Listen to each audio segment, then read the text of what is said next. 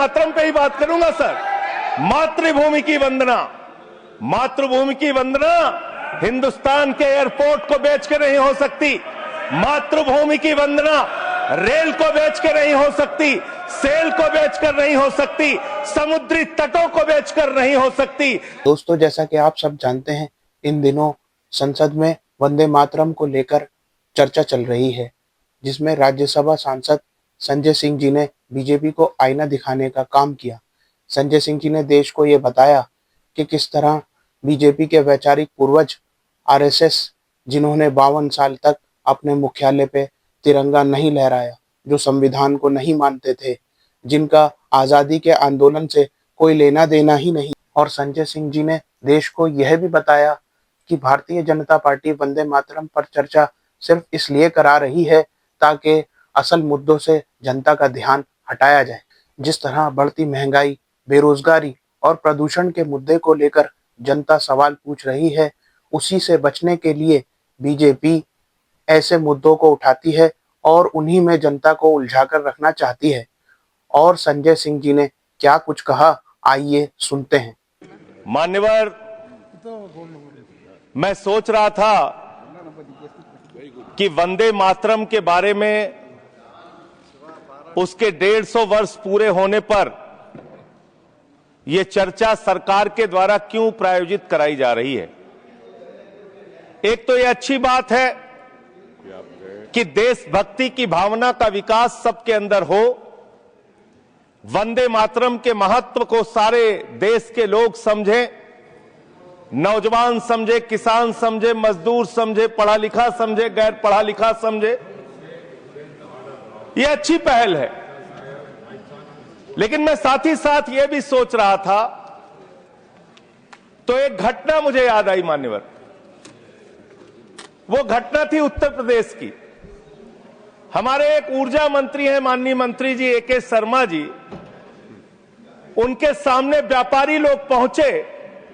उन्होंने कहा 21 घंटे से लाइट नहीं आ रही, 21 घंटे से लाइट नहीं आ रही, व्यापार बर्बाद हो रहा है, बच्चे रो रहे हैं, हमको गर्मी में बिजली दे दो।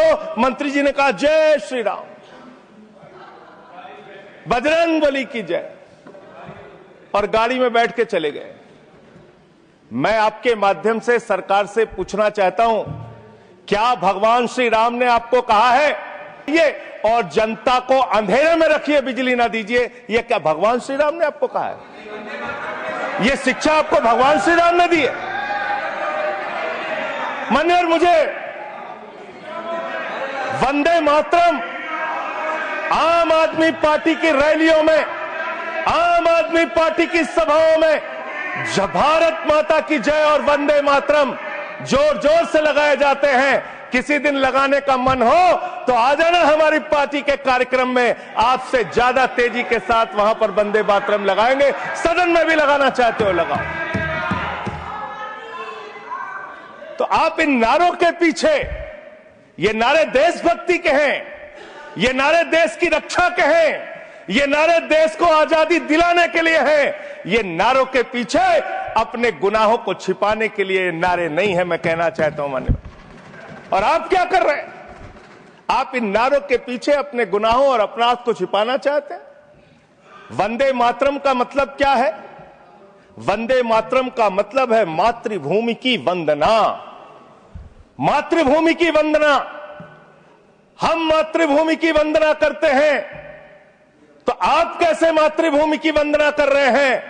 अरे 1 रुपए में तो एक आम नहीं मिलता। आपने 1 रुपए में अडानी को 1050 एकड़ जमीन और 10 लाख आम और लीची के पेड़ दे दिए। ये मातृभूमि की वंदना, ये आपकी मातृभूमि की वंदना है। आप मातृभूमि को बेचकर मातृभूमि की वंदना कर रहे हैं। ये मातृभूमि की, आज वंदे मातरम पे ही बात करूंगा सर। मातृभूमि की वंदना, मातृभूमि की वंदना हिंदुस्तान के एयरपोर्ट को बेच के नहीं हो सकती। मातृभूमि की वंदना रेल को बेच के नहीं हो सकती, सेल को बेचकर नहीं हो सकती, समुद्री तटों को बेचकर नहीं हो सकती, कोयला और गैस को बेच के नहीं हो सकती, हिंदुस्तान की जमीनों को बेच के नहीं हो सकती। तुम लोग मातृभूमि को बेचने वाले लोग हो, तुम मातृभूमि की वंदना करने वाले लोग नहीं हो। मान्यवर वंदे मातरम पे ही सुनिए। आज वंदे मातरम के अलावा कुछ बोलूंगा ही नहीं। मातृभूमि की वंदना, इस मातृभूमि की वंदना में जब यहां पे लीडर ऑफ द अपोजिशन बोल रहे थे, मान्यवर honourable I am not yielding sir, I am not yielding sir, let him sir, I am not yielding sir, I am not yielding sir. जब लीडर ऑफ अपोजिशन बोल रहे थे, authenticate it please then. जब leader, sir I am not yielding, sir I am not yielding. जब यहां पे leader of opposition बोल रहे थे, नो पॉइंट ऑफ ऑर्डर, खड़गे साहब उनके मुंह से नो पॉइंट ऑफ ऑर्डर, दलित शब्द निकल गया, दलित शब्द निकल गया। पूरी की पूरी भारतीय जनता पार्टी हाउस में खड़े होकर विरोध करने लगी। दलितों से इतना चिढ़ है आपको? क्या दलित भारत माता के बच्चे नहीं? क्या पिछड़े भारत माता के बच्चे नहीं? क्या आदिवासी भारत माता के बच्चे नहीं? अगर दलितों, पिछड़ों, आदिवासियों की बात होगी तो आप विरोध करोगे? आप विरोध करोगे? You are not on the topic. LOH. Just hold a minute. LOH. Sir दो बातें हैं। Please. LOH is on its legs. LOH is on its legs. Sir दो बातें हैं। एक तो हम चाहते हैं कि डिबेट, हेल्दी डिबेट हो, तर्कों के साथ हो। अभी इन्होंने आरोप लगा दिया कि दलितों पर बीजेपी वाले एकदम हल्ला करने लगे। ऑन रिकॉर्ड है, मैंने कहा है दलित के विषय में कि ये हमारे पूज्य हैं, हमारे भाई हैं, ये ऑन रिकॉर्ड है। इस तरीके के स्वीपिंग स्टेटमेंट्स न दें और इस हाउस के माध्यम से देश को न करें, नंबर 1। नंबर 2, आपने कहा ये बेच दिया, ये बेच दिया, ये बेच दिया। आई से please authenticate on the floor of the house whatever you have charge. देखिए आज सर बहुत अच्छी बात गृह मंत्री जी भी कह के गए और लीडर ऑफ द हाउस भी कह रहे हैं कि जो कुछ भी मैं बोलूं उसको ऑथेंटिकेट करूं। और मैं आपसे अनुरोध कर रहा हूं सर कि अगर मैं ऑथेंटिकेट ना करूं तो मेरे खिलाफ कार्रवाई की जाए। एक एक चीज मैं ऑथेंटिकेट करूंगा। अगर मैं कोई बात कह रहा हूं तो उसको ऑथेंटिकेट करूंगा। दूसरी बात, शहीद खुदीराम बोस की बात हुई सर, कल उस सदन में चर्चा हुई। हिंदुस्तान के सबसे युवा क्रांतिकारी जिन्होंने फांसी के फंदे को चूमा, वंदे मातरम का नारा लगाया, शहीद खुदीराम बोस, शहीद रोशन सिंह, शहीद राजेंद्र लहड़ी, शहीद अशफाक उल्ला, शहीद राम प्रसाद बिस्मिल, शहीद प्रफुल्ल चाकी, हिंदुस्तान के तमाम क्रांतिकारियों ने जब फांसी के फंदे को चूमा, शहीद आजम भगत सिंह, शहीद सुखदेव, शहीद राजगुरु, सबने वंदे मातरम का नारा लगाया, सबने वंदे मातरम का नारा लगाया। और शहीद खुदीराम बोस को अब आप याद कर रहे होंगे, मैं पिछले 31 साल से 3 दिसंबर को शहीद खुदीराम बोस की जयंती का आयोजन करता हूं। मेरी संस्था का नाम शहीद चंद्रशेखर आजाद के नाम पे है। शहीद खुदीराम बोस हिंदुस्तान के वो क्रांतिकारी थे, जब उनको फांसी के फंदे पे चढ़ाया गया और उनका जब अंतिम संस्कार हुआ तो जो राख उनके अंतिम संस्कार से निकली मान्यवर, उसको बंगाल की मां तावीज बना के अपने बच्चों को पहनाती थी कि ऐसे ही बनना हिंदुस्तान के लिए क्रांतिकारी। यह इतिहास, यह हिंदुस्तान का इतिहास। लेकिन मैं आपके माध्यम से इस सरकार से पूछना चाहता हूं, आपके पुरखे इस वक्त क्या कर रहे थे जब शहीद आजम भगत सिंह वंदे मातरम लगा रहे थे, शहीद सुखदेव वंदे मातरम लगा रहे थे, शहीद राजगुरु वंदे मातरम का नारा लगा रहे थे, शहीद खुदीराम बोस वंदे मातरम का नारा लगा रहे थे? उस वक्त आप क्या कर रहे थे? क्या कर रहे थे आप? वंदे मातरम का नारा लगाकर लोग जेल गए, लाठियां पड़ी उनको। मैं आपके माध्यम से इस सरकार से पूछना चाहता हूं, आरएसएस के 4 लोगों का नाम बताओ जो वंदे मातरम नारा लगा के जेल गए, उनका नाम बताओ आप। 4 लोगों का नाम बताओ आप, अपने 4 पुरखों का नाम आप बताओ। आप नहीं बता सकते क्योंकि आजादी के आंदोलन में आपका कोई इतिहास नहीं, आजादी के आंदोलन में आपका कोई इतिहास नहीं, यही आपकी कुंठा है। तो इसलिए कभी आप कहते हो सरदार वल्लभ भाई पटेल आपके हैं। अरे भैया, सरदार वल्लभ भाई पटेल ने आरएसएस के ऊपर बैन लगाया था, यह रिकॉर्डेड हिस्ट्री है। और जब 18 महीने जेल में रखा गया आरएसएस के लोगों को राष्ट्रपिता महात्मा गांधी की हत्या के अपराध में, जब उनको छोड़ा गया, बैन हटाया गया, तो उसमें शर्त लगाई कि आप राष्ट्रीय ध्वज को मानेंगे, यानी कि आप तिरंगे झंडे को भी नहीं मानते थे। आपने 52 साल तक हिंदुस्तान का तिरंगा झंडा आरएसएस के मुख्यालय पे नहीं फहराया सर, नहीं फहराया। और 3 लोगों ने आरएसएस के मुख्यालय पर जब ये झंडा फहराया, उन तीनों के नाम मैं पढ़ रहा हूं, विजय, उन्मत्त, दिलीप, इन तीनों लोगों के खिलाफ आरएसएस ने एफआईआर दर्ज कराई। किस अपराध में? कि हमारे दफ्तर में तिरंगा क्यों फहरा दिया। और कितने साल तक मुकदमा लड़े? 13 साल तक मुकदमा लड़े। यह है आपकी असलियत। आप तिरंगे का विरोध करते हैं, भारत के राष्ट्रीय ध्वज का विरोध करते हैं। जो लोग तिरंगे और राष्ट्रीय ध्वज का विरोध कर सकते हैं, वो भारत माता के सच्चे सपूत नहीं है, वो नहीं है हमारे निगाह में। और मैं आपको बताता हूं सर,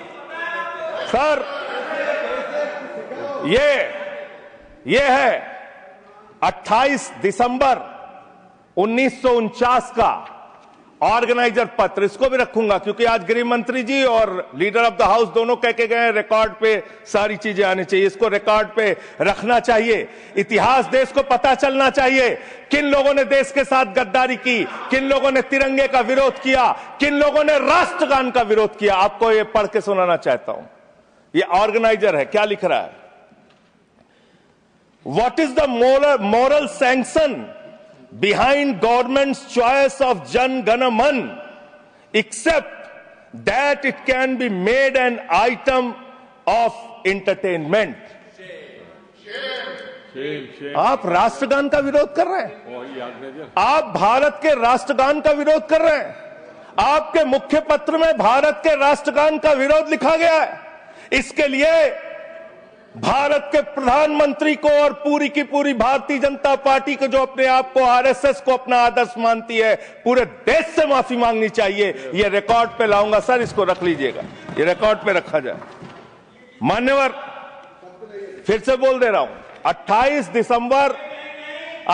दिसंबर 1949 ऑर्गेनाइजर अखबार, जो आरएसएस का मुख्य पत्र है, और इस आरएसएस के मुख्य पत्र में फिर से लिख दे रहा हूं, फिर से पढ़ दे रहा हूं क्या लिखा हुआ है। What is the moral sanction behind government's choice of Jan Gana Man? Unnecessary, it will get provoked. It can be made an item of entertainment. Please continue. ये लिखा हुआ। Sanjay ji, unnecessarily provoke. Continue. अच्छा। सर, मैं आपसे ये कहना चाहता हूं कि आपने तिरंगे का विरोध किया, राष्ट्रगान का विरोध किया, वंदे मातरम आपने लगाया नहीं कभी। कोई आपका व्यक्ति देश की आजादी के आंदोलन में जेल नहीं गया कभी। आपने कोई देश के लिए, हमारे यहां अवधि में कहावत है, नाखून कटाए कि शहीद ना बना भैया। तू तो नाखूनों नहीं कटाया भैया, बिना नाखून कटाए शहीद बना चाहता है, बिना नाखून कटाए शहीद। ऐसे काम नहीं चलेगा सर। जिन्ना का भी जिक्र कल दूसरे सदन में हुआ, प्रधानमंत्री जी ने जिक्र किया। जिन्ना के साथ आपके कितने गहरे और मधुर संबंध थे, क्या इस देश के लोगों को पता है? नहीं पता, मैं बताता हूं। श्यामा प्रसाद मुखर्जी जी फजलुल हक की गवर्नमेंट में फाइनेंस मिनिस्टर थे, और फाइनेंस मिनिस्टर रहते हुए उन्होंने अंग्रेज गवर्नर को चिट्ठी लिखी थी। Shyama Prasad followed this and told Governor Herbert, the administration of the Bengal province should be carried on in such a manner that in spite of the best efforts of the Congress, this Quit India movement will fail. ये चिट्ठी लिखी है। आपने भारत छोड़ो आंदोलन के खिलाफ आपके नेता, जनसंघ के पहले राष्ट्रीय अध्यक्ष और तत्कालीन गवर्नमेंट में जो वित्त मंत्री थे, उन्होंने चिट्ठी लिखी अंग्रेज गवर्नर को और कहा कि भारत छोड़ो आंदोलन, जो हिंदुस्तान के क्रांतिकारियों का आंदोलन था, जो देश की आजादी का आंदोलन था, वो आंदोलन कुचल देना चाहिए, खत्म कर देना चाहिए। ये है रिकॉर्डेड हिस्ट्री आपकी। ये आपको, आपके बारे में पूरे देश को पता रहना चाहिए। अब जिन्ना, हाँ, इसको भी सभा के पटल पर रखूंगा। जिन्ना और आपके रिश्ते क्या थे? कितने मधुर रिश्ते थे। एक राज्य में सरकार नहीं बनाई मान्यवर इन्होंने। नॉर्थ वेस्ट फ्रंटियर, सिंध प्रांत और फजलुल हक की गवर्नमेंट। फजलुल हक वो शख्स है जो पाकिस्तान बनने के बाद वहां की सरकार का गृह मंत्री बना। आपके रिश्ते उन लोगों के साथ थे, ये देश को पता होना चाहिए। इसलिए आप किसी को भी देशभक्ति का प्रमाण पत्र बांटने का काम मत कीजिए। आप वंदे मातरम लगाने का काम कर रहे हैं और देश की सुरक्षा के साथ खिलवाड़ कर रहे हैं।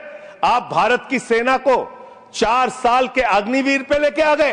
जो हिंदुस्तान की सीमा की सुरक्षा करने वाले हैं, जो वंदे मातरम का नारा लगाते हैं हमारे जवान, हमारे सैनिक, जो -50 डिग्री टेम्परेचर में सियाचिन में और +50 डिग्री टेम्परेचर में जैसलमेर में भारत की सीमाओं की रक्षा करते हैं, इस मातृभूमि की रक्षा करते हैं, उनके पीठ में छुरा मारने का काम आपने किया, उनकी नौकरी 4 साल की कर दी अग्निवीर की। आपको मातृभूमि से प्यार है, आप देशभक्ति की बात करेंगे, आप देशभक्ति की बात कर रहे हैं। अरे मैंने साइकिल चोर सुना था, लॉकेट चोर सुना था, स्कूटर चोर सुना था, मैंने सुना था तमाम तरह के चोर होते हैं। आप लोग तो वोट चोर निकल गए हिंदुस्तान के अंदर, वोट चोर। 3 करोड़ वोट उत्तर प्रदेश में 3 करोड़ वोट की चोरी करने जा रहे हैं। कल की मीटिंग में पता चला 17.5% वोट उत्तर प्रदेश में काटे जाएंगे। आप ये कर रहे हैं, ऐसे लोकतंत्र को मजबूत करेंगे? ऐसे आप मातृभूमि की सेवा करेंगे? ऐसे आप मातृभूमि की वंदना करेंगे? मान्यवर, मैं आप लोगों से सिर्फ इतना कहना चाहता हूं मान्यवर, आपके माध्यम से, कि हमने फिल्मों में सीन देखी है, डाकू लोग आते हैं, जय भवानी जय भवानी जय भवानी कह के, और वो गांव का गांव लूट के चले जाते हैं। जय भवानी कह के गांव का गांव लूट के चले जाते हैं। हम इस देश के अंदर किसी भी सरकार को वंदे मातरम और भारत माता की जय लगाकर देश को लूटने की इजाजत नहीं देंगे। वंदे मातरम लगाएंगे, भारत माता की जय लगाएंगे, जय हिंद भी कहेंगे, राष्ट्रगान भी कहेंगे, वंदे मातरम भी गाएंगे, लेकिन देश के साथ गद्दारी और धोखेबाजी नहीं करने देंगे, आपको नहीं करने देंगे। ये देशभक्ति के नारे हैं, ये देशभक्ति के नारे हैं। आप बेरोजगारी पे बात नहीं करना चाहते, महंगाई पे बात नहीं करना चाहते, दलितों का मंदिर में प्रवेश वर्जित है, कहीं उनको रोका जा रहा है, उस पर बात नहीं करना चाहते, पिछड़ों का शोषण हो रहा है, उस पर बात नहीं करना चाहते। आपने मातृभूमि की सेवा यह की है कि आज हिंदुस्तान के ऊपर 200 लाख करोड़ रुपए का कर्जा है, 200 लाख करोड़ रुपए का कर्जा आपने हिंदुस्तान को आज इस स्तर पे पहुंचाने का काम किया है। और दूसरी बात मैं पूछना चाहता हूं आपके माध्यम से मान्यवर, इस देश में मजदूर भी हैं, किसान भी हैं, आदिवासी भी हैं, दलित भी हैं, पिछड़े भी हैं, सवर्ण भी हैं, सब में अनपढ़ है, सब में भारी संख्या है जो पढ़े लिखे नहीं है, जिनको संस्कृत का ज्ञान नहीं है, जो नहीं पढ़ सकते वंदे मातरम। तो आप उनको कह रहे हैं कि वो देशभक्त नहीं है। मैं आपके माध्यम से कहना चाहता हूं, वो देश को लूटने वाले अडानी जैसे पूंजीपतियों से ज्यादा बड़े देशभक्त हैं, जो अपने बच्चों के लिए श्रम करते हैं, मजदूरी करते हैं, कुली का काम करते हैं और अपने बच्चों का पेट भी पालते हैं, देश की भी सेवा करते हैं। वो आपसे ज्यादा देशभक्त हैं। उनकी देशभक्ति को आप इससे चेक करने का काम मत कीजिए, उससे परीक्षा करने का काम मत कीजिए। मान्यवर, मैं अंत में एक और बयान आया, उसका जिक्र करके अपनी बात को खत्म करूंगा। अभी SIR की प्रक्रिया के तहत उत्तर प्रदेश के मुख्यमंत्री ने कहा कि डिटेंशन सेंटर बनाए जाएंगे।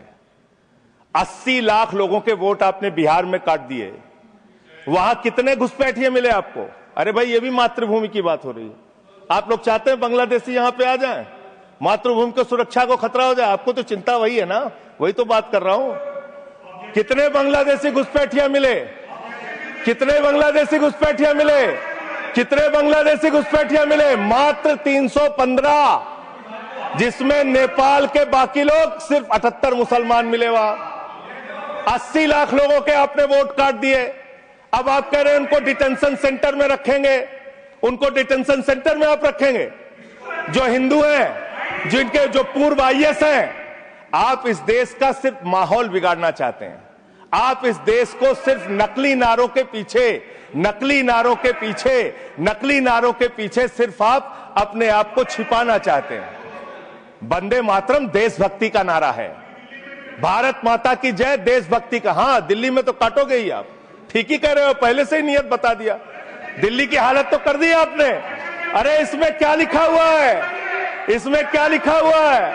सुजलाम सुफलाम, सुजलाम सुफलाम, शुद्ध जल शुद्ध फल और मधुर वाणी। मधुर वाणी, मधुर वाणी कौन बोल रहा है? देश के प्रधानमंत्री मधुर वाणी बोल रहे हैं। मुजरा जैसे शब्दों, अरे भाई इसी वंदे मातरम की सेकंड्स रह गए सर, वंदे मातरम की तो बात कर रहा हूं, हमारे पास और टाइम है सर, टाइम है सर।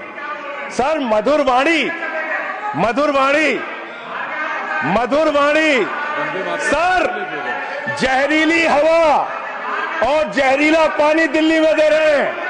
हमारे पूर्वांचल के भाइयों के ऊपर बुलडोजर चला रहे हैं। सर मेरे टाइम में से काट लीजिएगा, पार्टी टाइम में से काट लीजिएगा, प्लीज पार्टी टाइम में से काट लीजिएगा। सर हमारी पार्टी का टाइम 24 मिनट है। Please 1 second, 1 second, 1 second. Delhi को, Sanjay ji 1 second, 1 second, 1 second. Honourable members, honourable members, 1 second. शांत हो जाओ। माननीय संजय जी, माननीय संजय जी, माननीय संजय जी, कंक्लूड करिए, आपका समय खत्म हो रहा है। सर 24 मिनट मेरा टाइम है, प्लीज। मैं अपने माननीय Neeraj ji, please please, he is concluding, he is concluding, please conclude. 10 second sir, please conclude, आपका समय समाप्त हो गया। सर मेरी पार्टी का समय 24 मिनट है। ठीक है, मेरी पार्टी का समय 24 मिनट है। और कोई स्पीकर नहीं है आपके? स्पीकर एक और है, उनमें से आप काट लीजिएगा समय, मैं कह रहा हूं ना। हाँ, ये हमारा अधिकार है, पार्टी का अधिकार है। तो मान्यवर, 10 महीने में आपने दिल्ली की वो हालत कर दी, जहरीली हवा यहां पर आने लगी। दिल्ली को आपने दुनिया का सबसे प्रदूषित शहर बना दिया। बच्चों शांत हो जाओ, बच्चों शांत, बच्चों हल्ला मत करो, शांत हो जाओ। अरे मैं एक मुख्यमंत्री इन्होंने बनाया है, कंक्लूड करिए सर। एक मुख्यमंत्री बनाया इन्होंने, प्लीज, खत्म कर रहा हूं प्लीज। एक मुख्यमंत्री बनाया है जिसको ये नहीं मालूम कि AQI होता क्या है। कंक्लूड करिए। वो टेम्परेचर बता रही है, ये हालत है। तो इसलिए मैं अंत में इन्हीं लाइनों के साथ कि पहले ये तय करो, पहले ये तय करो कि वफादार कौन है। ये वक्त तय करेगा कि गद्दार कौन है, ये वक्त तय करेगा कि गद्दार कौन है। पहले ये तय करो कि वफादार कौन है, ये वक्त तय करेगा कि गद्दार कौन है। वंदे वंदे, थैंक यू, वंदे वंदे, वंदे वंदे, वंदे वंदे। कोई बीजेपी वाला वंदे मातरम नहीं लगाया sir. Thank you, thank you. तो दोस्तों, आपने देखा संजय सिंह जी ने ऐतिहासिक और दमदार भाषण देके बीजेपी को एक्सपोज कर रख दिया। दोस्तों, आपको हमारी वीडियोस कैसी लगती हैं कमेंट्स में हमें जरूर बताएं और हमारे चैनल को सब्सक्राइब भी करें।